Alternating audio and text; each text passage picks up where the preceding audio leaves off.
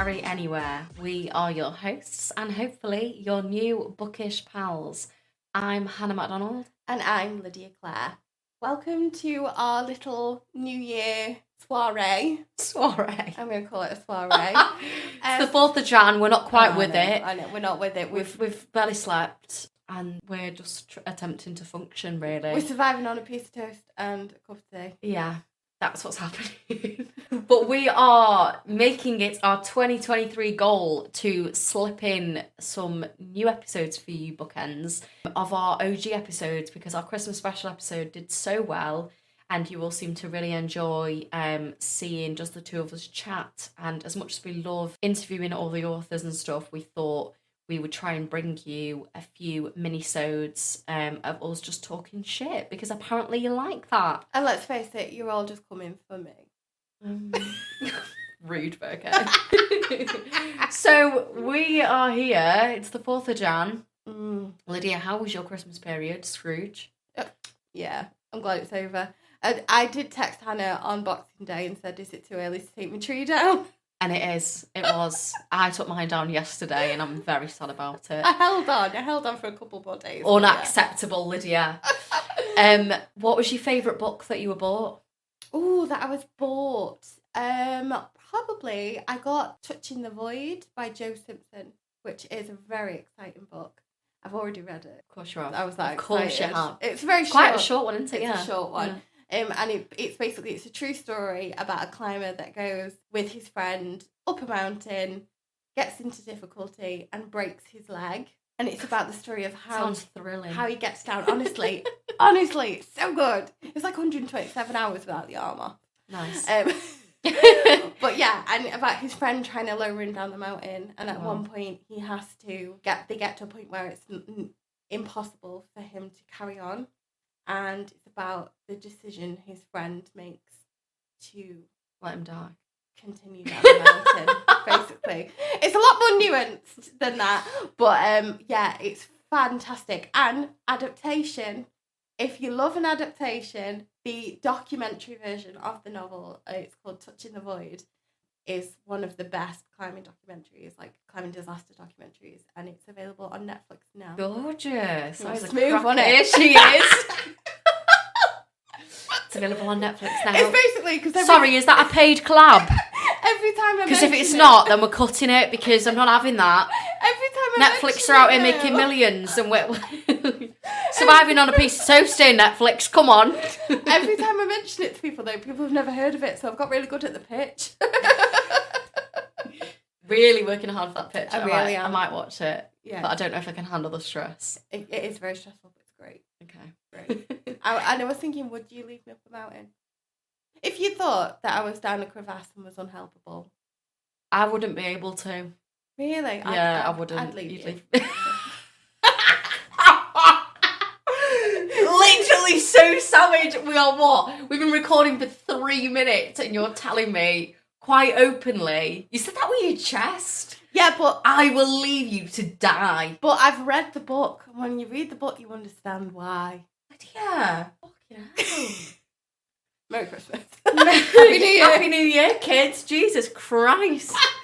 Wow. Well, I was really pleased that I finally got my hands on a copy of Love and Virtue by Diana Reid. I'm thrilled about this. We don't get enough Australian lit. I'm sorry, but we don't. We don't get enough of it. And I'm sick of seeing all these Australian bookstagrammers raving about these books that they've got hold of. And I'm like, that's great. I'm really happy for you guys. But we ain't got it. Like, do you know what I mean?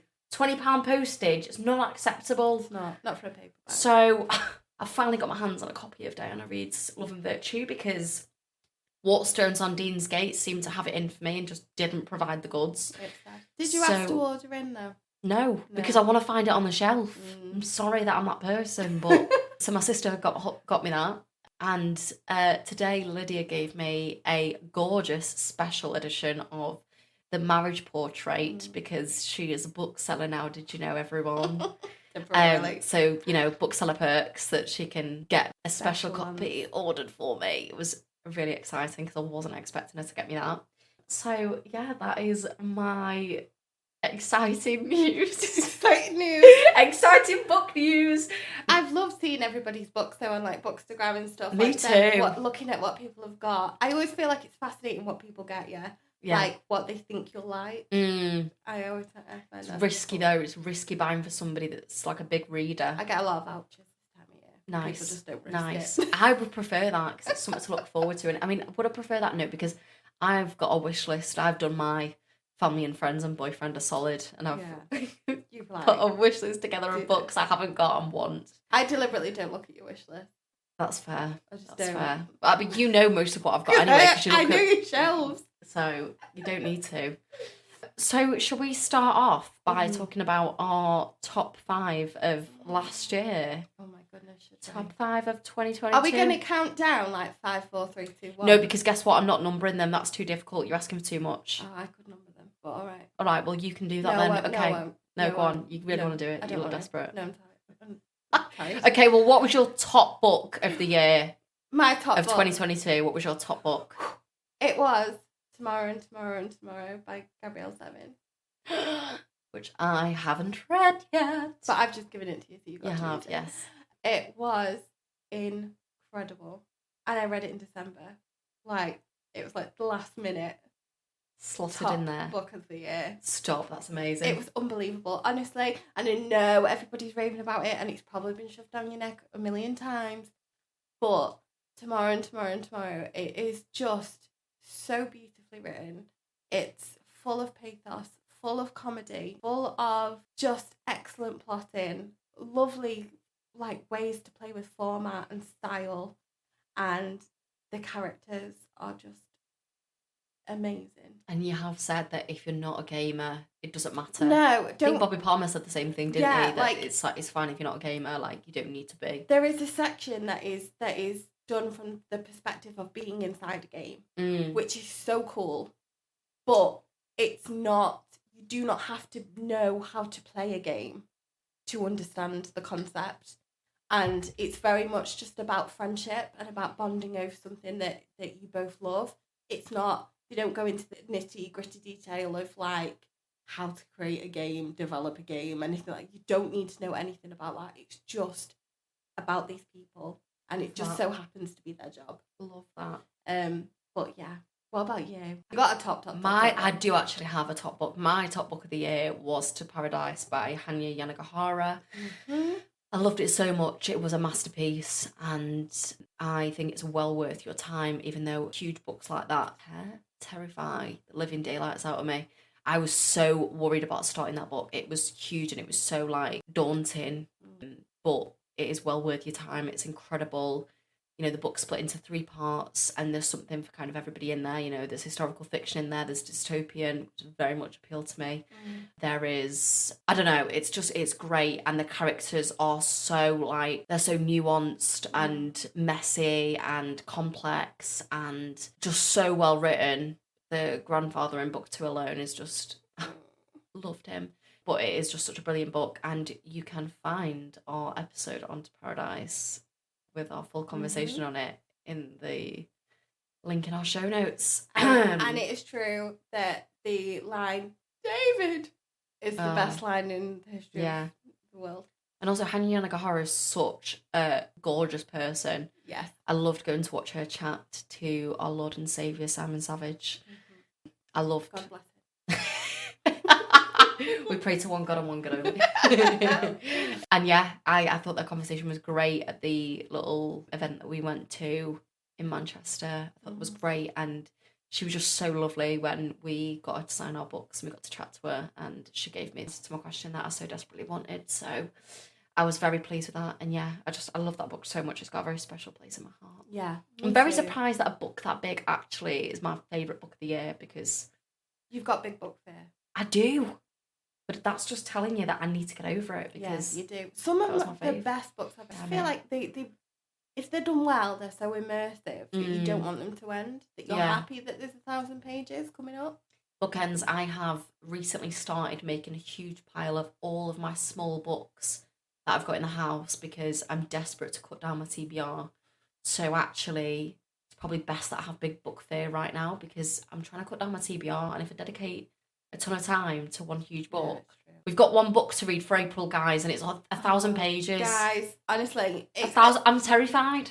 It's going to be great, the episode, because I really feel like the author is a great person to talk to. But honestly, like, why write so much? I'm scared, guys. So give us another highlight of your 2022 reading. Our Wives Under the Sea. Oh, Yet another the Queen. pair of bookends pick. Mm-hmm. Julia Armfield is ridiculously talented, and I don't know how she managed to create such a vivid and immersive story in such a short number of pages. Yeah. It's like amazing, and I was completely like sucked into the story. Yeah. Like I just couldn't put the book down, physically couldn't put it down, and didn't want to. And the chapters are short, and you get to see the perspectives of two characters, which I love. And yeah, it's just amazing. I really, really loved it, and I think it's well worth a read as well. We'll also link to that episode. I'm not just here to promote the podcast, although it sounds like it, but yeah. But if you've not... That was another good one. You've also not read Salt Slow by Julia Armfield. You loved that, didn't you? Like, you really need to get on it, because it is such a wonderful short story collection, and it is very much a companion piece to Our Wives. Oh. Very much so. Similar in themes, similar in a lot of ways. Love that. And it definitely feels like a precursor to it, so it's really, really good. Gorgeous. Fabulous. What was another good one for you? 3 Women by Lisa Taddeo. Excellent choice. Wait, I need to just backtrack. Go on. Rewind to Tomorrow and So On Tomorrow. I told you that it's been adapted. Oh, bloody hell, here we go. It's been adapted. Hi. Can we do an adaptation series? No. Bookends, if you want an adaptation series, please let us know, because Lydia's against it and I am obviously for it. So the more I can get on side with me, the more we can persuade her. Maybe we can do a chatty one. Maybe we chatty one about adaptation. Just do a whole adaptation series, please. The desperation. Anyway, yes, 3 Women. 3 Women. Also being adapted. Yes. There you go. What was that? I was told by you. Adaptation. And I went into that. First of all, I thought it was fiction until you told me it was fiction. Yes. And then, so I went into it like, I have no idea what this book's going to be. Oh, God, it's incredible. The way that Lisa plays with style and perspective in the writing of this is unbelievable. The stories themselves are just, I mean, if you're looking for a piece of feminist nonfiction, give it a read, because it's women's, like, lives. But I really want to reread it now. It's just incredible. It's incredible. So good. And I also recently got Animal from a charity shop, so I'm like, interested. I've got Animal, which I've not read yet. But yeah, so that was a massive highlight. Again, read in December. It's like I'd saved everything till there. I had. Must have been. Another one I really enjoyed was Crying in H Mart by Michelle Zauner, who is the singer. I think her singer name is Japanese Breakfast. Is that the band, or is that her artist name? I don't know, but she is a phenomenal writer, and this book is a kind of memoir on the death of her mother, and it explores grief. She heavily writes about food and how food is such a huge thing in Japanese culture, and how it's a massive sort of centerpiece to their family, and how it's, so many of their traditions and so many of their family routines were kind of crafted around food. And obviously I am a massive foodie, so the food writing was exquisite. But it was just such a powerful book and really, really moving. I'm always fascinated reading about mother-daughter relationships. And the thing that I loved about that is that she didn't shy away from the fact that their relationship wasn't perfect. Yeah. Which I think is brave for people to do once somebody's passed, because, people have a lot to say about, speaking ill of the dead and all that kind of stuff. But what mother-daughter relationship is perfect? Yeah. If you tell me that yours is, you're lying. It's not. And I just thought that it was such an incredible book. Have you got a copy of that? I know. Oh my God, that is literally your... It's my kind of cup of tea, like catnip. Oh my God, yeah. Bloody catnip. But speaking of dead mums, fucking hell. I'm glad my mum died. Was one of my top reads. Top reads of the year by Jennette McCurdy. It was just fabulous. Like, just so honest, truthful. And again, it's a non-fiction memoir about Jennette and her life and her relationship with her mother, who was very controlling and some would say abusive. I would say abusive. And about how that affected her whole life trajectory, you know, and about how her death changed her. And changed her perspective of her own sense of self. Yeah. It's just so well written. You know, people, I know people will do this, they look at a celebrity memoir, and I say celebrity in air quotes, and they go, it's not going to be any good. But it's the same experience I had reading A Heart That Works by Rob Delaney. Another book very much about grief, a different side of grief, but again, just absolutely breathtakingly good. And I can't recommend them 2 books enough. Amazing. Really, really good. Speaking of memoirs, and celebrity memoirs, I am very much excited to pick up Making a Scene by Constance Wu. It just sounds so much like a bit of me. It's about her time waitressing for years as she tried to succeed as an actor. It's your life, pretty much. Yeah, pretty much. Although I've switched out waitressing at the minute for working in schools, and it's a whole thing. It's a whole thing. It's a whole thing. So what else was in your top list? Misfits by Michaela Coel. Nice. Tiny read, incredible. If you haven't watched her, I think it's called the McTaggart Lecture. I don't know. I'm going to link it in the show notes anyway. It's an incredible lecture that she does. It's really worth a watch. I think it's about 50 minutes. And it's about her experience of growing up in a council estate and going to drama school and what that looked like for her as a Black young person from a council estate. You know, she grew up in a working class, lower class community, and how that looked, you know, stepping into a space where nepotism and wealth are such a huge... Yeah, they're everywhere in the acting world, fortunately. No shade her, but you know.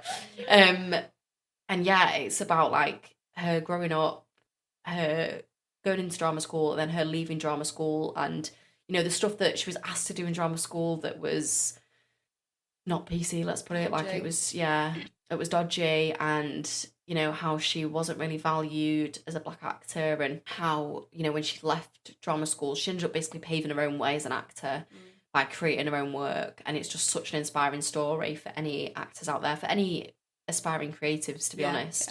It's such an inspiring story, and I think she's just an incredible creator, like one of the best creators of our time. Like everything she touches is golden. If you've not watched I May Destroy You, get it on your list, guys. BBC iPlayer, it's incredible. I've never watched anything like it. No, it's amazing. Ever. It's amazing. And I just think she's an incredible writer, and I really, really value that book, Misfits. So even if you don't get a chance to watch the McTaggart Lecture, get that book. It won't take you long to read. I think I read it in a couple of hours, if that. No. But it's so good. It was so good, and it really stuck with me. So, talking of fantastic writers, look at this for a segue. There we go.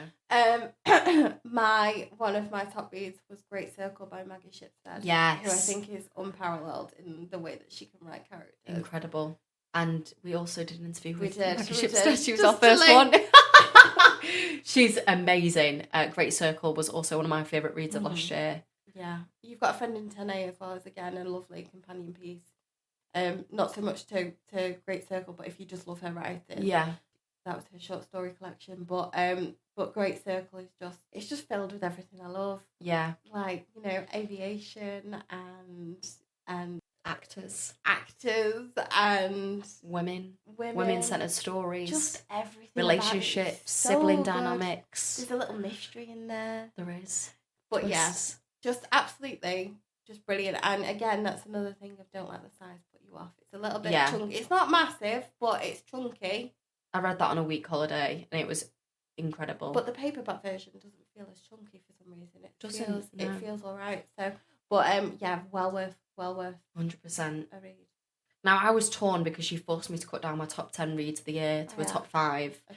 10 is too much. I would have said Great Circle, but I was torn between Great Circle and The School for Good Mothers by Jessamine Chan, which I loved. I love a dystopian, and this was just an incredible dystopian about an Asian American woman who is struggling with motherhood and leaves her child at home for an hour, and the fallout of that. And it is what it says on the tin, you know, there's the invention of a school for good mothers, and anybody that isn't perceived as the most perfect parent is kind of chucked into the arena for going to the school. And it's really like, it's soul destroying, this book. Like, it's one of the few books rarely make me cry, but that made me cry, and I was so like furious reading it.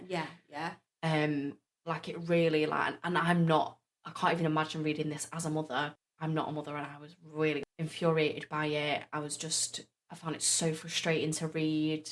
I just felt like she was completely misunderstood and purposefully misunderstood. It was just a really, really great book. And I just think I've listened to a couple of interviews now with Jasmine Chan, and she's just a really lovely person. I really enjoyed it, and I can't wait to see what she writes next. And also, that has had the rights bought to it as well to be adapted. What was that? Now, what I was a fan of it. I did enjoy it, but wasn't your favourite? I think I struggled with the second half of it. I struggled with some of the decisions that were made. Narratively speaking. But the concept and the delivery was really, really good. Yeah. And also, I'm a bigger fan of dystopians than you are. Yeah. So I think I've not read a really good dystopian until 2022 when I read Dreamland and The School for Good Mothers. Dreamland is just exceptional. And I was like, oh my God, finally I've found good dystopian stuff. Yeah. I've heard the Deloriad by Missouri Williams is like... I've heard this. Incredibly good and bonkers. Yeah. Dystopian. Yeah. There is a dystopian that I'm looking forward to the adaptation of this year, which is Leave the World Behind. I'm looking forward to the adaptation of that. Yes. Which is going to be on Netflix. Denzel's in it, isn't he? He's mentioned in the book, but I think he pulled out. I never. Yeah. Oh, and although he's still on the cast list, which I'm confused about because it doesn't say what character he is. So I don't know if he's making a cameo or whether he's actually in it or not. But I'm pretty sure he was supposed to be one of the leads in it. Yeah. And he's not in it now. It's the actor that was in The Green Book. Oh, I've not watched it. Mahershala Ali. Yeah, he was in him. He's in it. Yeah, he's in it. Oh, he's good. So yeah, he's phenomenal. So I'm excited to watch that. The book, I enjoyed the book, but it felt like it ended in an odd place for me. Yeah, I loved that. I loved not knowing. I was disappointed by the end, and I wanted more. You're the type of person that likes everything explained, and it to be like, there you go. There it is on a plate. Stop making me do so much work, guys. And I like to be left hanging. I like to be like, damn it, I want more. Well, I'm sorry. Did you have another one? I did, yeah. Oh, go on. My last one. Hit us up. You know what it's going to be. I'm furious that this wasn't your top book of the year. Furious. It came very close. It just got unbelievable. Post. And that is Sorrow and Bliss by Maggie. So. Have we mentioned that on the podcast before? I don't think we've. It's just this really like obscure book that nobody's really heard of. You know. No, it is my dream book. Yeah, I mean, we've talked about this countless times. If you go back and listen, you'll know. And the ones who follow us religiously, guys, you just know.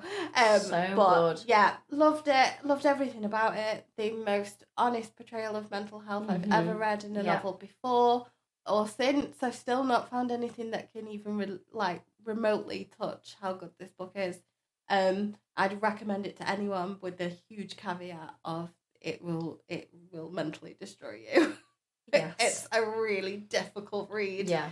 But it's so worth it. And especially to, I would say, to people who live with people who struggle with mental health, who may need to understand a little bit more about what goes on in somebody's head. Yeah. I think it's a wonderful, wonderful portrayal of that. It's so honest and visceral and so good. So good, guys. But if you've not read it yet, what the friggin' hell are you doing? Stop listening. What are you doing? Turn the podcast off. Go and order it. It's the only time it's the only time we'll tell you for Sorrow and Bliss. Sorry. Now, let's look forward to 2023. Lydia, what are you looking forward to? In the bookish world. In the bookish world. Nobody cares about your life. Sorry. Do know. I am looking forward to this year's Women's Prize. Yes! Oh my god, I was thinking about that in bed last night. That's probably why I couldn't sleep. Yeah, probably why. I always get excited about the list. I felt like last year was a little bit... you know, it didn't have as many big hitters on it as I thought. Sauron Bliss was on it, so... No, but, you know... I don't know, it felt a little bit fragmented in places. There was Great Circle on it last year. No, it was the year before, wasn't it? What? Yeah. What one? This year. Oh, it was the Book of Form and Emptiness, wasn't it? Yeah. Rufus I've still not read it. Big book fear. But yes, I'm really excited about that because I feel like the panel's good this year. So I feel like Mackie's on it, isn't she? Yeah. I feel like it's going to be really good. A really good list. I'm excited. I always love like the different mix of novels. Yeah, it is always interesting because you get a real flavour of what those writers and particular people, they're not always just writers, but what the women on the panel, what books they're drawn to. Yeah. Because there is a sense of bias. I mean, that's why they have a few of them on the panel, don't they? Yeah. Because, you know, it is books that they're more drawn to that they're going to choose. Yeah, yeah. So you really get a sense of that, and I think, you know, that's why, like, Pandora Sykes, you know, she was a huge advocate for Sauron Bliss. Yeah. You said that Bernadine Evaristo, when she was chair, she wanted a lot of twin themed stories. There was like 3 sets of twin stories in it or something. Duality. Loads of stuff about duality.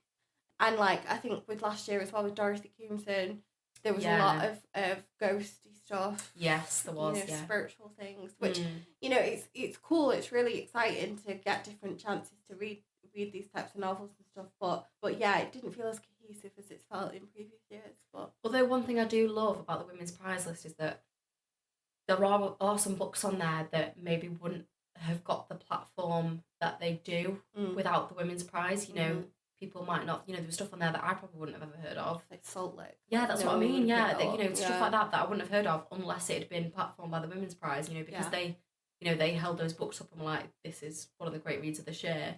I was like, oh, okay. Well, it's got that green sticker on the front. Yeah. You're like, I can trust that. Being drawn in. Hook, line and sinker. But I'm also excited for The Memory of Animals by Claire Fuller. Yes. Friend of the pod. Yes. Very excited for that. Because she's just amazing. She is. Talking of Women's Prize. Thanks to Women's Prize that I discovered her. Yeah. Again, that was a twin. You've got a backlog to get through. She's got a back. I know. Don't even. I know. I am looking forward to a book that's been published by Favour. Favour, hit me up if you want to send me up. Hello. I'm excited for Big Swiss by Jen Began. I think that's how you say her name. I've never heard of this. This has already, before it's been published, had the rights bought for it to be adapted.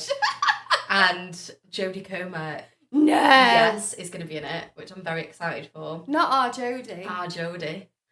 Love her. So let me read you what it's about.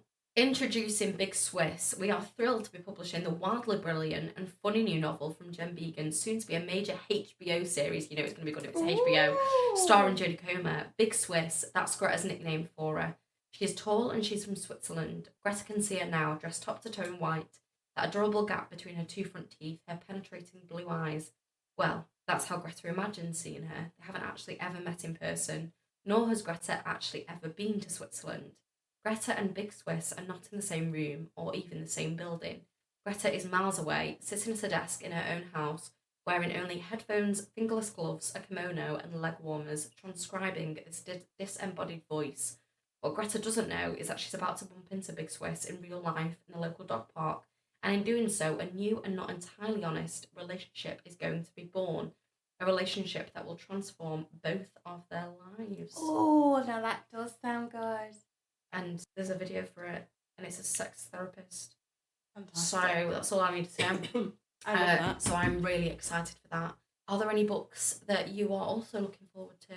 Yeah, so, I mean, this is bad because I've still not read any of her work yet. But R.F. Kuang's got a new book coming out called Yellow Face. Yeah. Which sounds That's the writer of Babel now. Yeah, writer of Babel and the Poppy War. I've got both so books much and still hype have not around read. that book. I know. So much hype. I think it might be one of my next reads. And I've seen a lot of people actually that aren't into, because it's fantasy, isn't it? Yeah, but it's like an allegorical tale of like modern society and like colonialism and about it's like Animal Farm without the animals. Wow.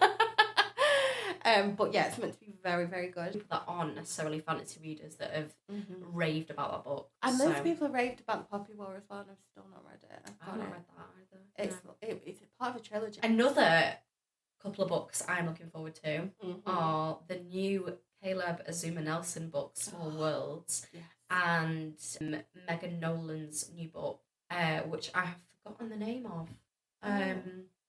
But Megan Nolan is the author of Acts of Desperation, which is amazing. Let me find out. You can tell me off because I've still not read it. Yeah, you ridiculous. bought it me a year ago. Get away. Ordinary Human Failings. Oh, excellent nice title. And that is out in June. But yeah, I am very excited for those two. Acts of Desperation by Megan Nolan and Open Water by Caleb Azuma Nelson were both two of my favourite ever reads. So I'm really looking forward to their new stuff. Nice. Yeah, lots of exciting stuff to look forward to. Are there any more on your list? I'm excited for the new Stephen King, whatever it will be. Shut up. I'm sorry, but I can always bet 100% that I will get a new Stephen King a year. Usually it comes out about September, October time. And I really want him to do another one with hard case crimes. I wonder if he ever actually has to market his novels to his publishers, or whether he just sends a book in. I just think they don't even edit it. I reckon he just sends it in, like, right, there you go. That's I was watching him talk about his process, and he was talking to George R. Martin, the guy who does Game of Thrones. And he was like, George was saying, like, oh, it takes him like 6 weeks to get 4 pages written. And even then he thinks it's terrible. And Stephen King was like, yeah, I write about 4 pages a day when he's in work mode. Mental. And it can take him like 3 months and he's written a book. Insanity. Like, he's that good at it, but he treats it like a job. I'm jealous. Well, it is a job. Well, yeah, but you know, like, he's got these set hours and he will sit down and he has to reach this goal. And if he doesn't write 4 pages, even if those 4 pages are trash, he doesn't write those so-and-so words, then he has to carry on sitting there until it's done. Well, I mean, that shows why he's so successful, doesn't it, really? Meanwhile, I can't get myself to sit down and finish a bloody play. Do you know what I mean? I've been working on it for a while. And there's also a new, I think it's an anthology or a short story collection that me and you are both excited about. 14 Days. Oh, yes. Margaret Atwood. I'm not sure who else is collaborating on it, but Celeste Engers. Yeah. And it's about a tower block in lockdown and all the different stories of the people who live there, written by a different writer. So good. Which is fantastic, and I think it's similar to like I think Marple that's just come out, where a lot of different people have written it. But yeah, so that's something that I'm excited about, and I've just received a proof from work that is Wayward by Amelia Hart, which I was not excited about, but having spoken to a recent guest, I'm now absolutely 100% excited about. Yes. Yeah. So exciting. I'm like, yes, I need to get to it. Basically, it sounds like a load of fun. So yeah, I'm gonna get to that soon. I think my only other one that I can think of that I'm really excited for is a writer that I've not read anything by before, but there's been so much hype around this book, and she is one of the writers on Schitt's Creek, which is all I really need to know, because I adored Schitt's Creek so much, and that is really good actually, by Monica Heisey. So I'm very excited for that. Very excited. Somebody's really got funny. it on pre-order. I have indeed. So I'm very excited for that. Yeah, absolutely. And don't forget, at this time of year, guys, it's really, really important to pre-order your books, especially with indie bookshops, but with any bookshop. Pre-order your books, because it means that the publishers will know to print more. Yes. And it's 100% good to support the authors that you know that you love and that you're going to want to see more of. Pre-order the books. Yeah, 100%. Or even, if you've not read their work before and you don't know if you love them yet, if there's a book that you're really intrigued by and you know you're going to buy anyway, why don't you just pre-order it? Because it will massively help debut authors, and we are kicking off our debut author season. We might have already kicked it off by the time this episode goes out, but we have a new debut author season, so we're going to be bringing you lots of debut authors this year, celebrating them and their work, and we're really excited for it. Top of your TBR might be taking a bit of a backseat for the time being, as we have a lot of book club episodes to go out and a lot of debut author episodes to go out. But like I said before, we are going to try and slot in more of these minisodes so you can just hear us talking shit whilst you drive to work, whilst you go on silly little mental health walks for your silly little brain. Yeah. Like me. They're important. They're important, although we hate them, but I mean, they're good for us. I don't walk, but You walk your dog sometimes. I have to. Podcast. She's desperate. I do it for her, not for me. But that is all we've got time for today, because I said to Lydia we're doing 15 minutes and it's now 35, so we are leaving to go buy more books. We actually are going to go book shopping, going to go check out a new bookshop in Manchester. I'm very excited. It's called House of Books and Friends, I think, but we will report back on that. We will. I'm very excited for it. But listeners, as always, please do rate, review and subscribe, as it helps to boost us in the charts. Please give us a follow at A Pair of Bookends Pod on Instagram or on Twitter and TikTok, which is at A Pair of Bookends. If you have any recommendations for us or any authors that you want us to invite on the show, please do email us at apairofbookendspod@gmail.com. And apart from that, I think that's it from us. That's it from us. It's been emotional. Happy New Year! Happy New Year, folks. Bye-bye.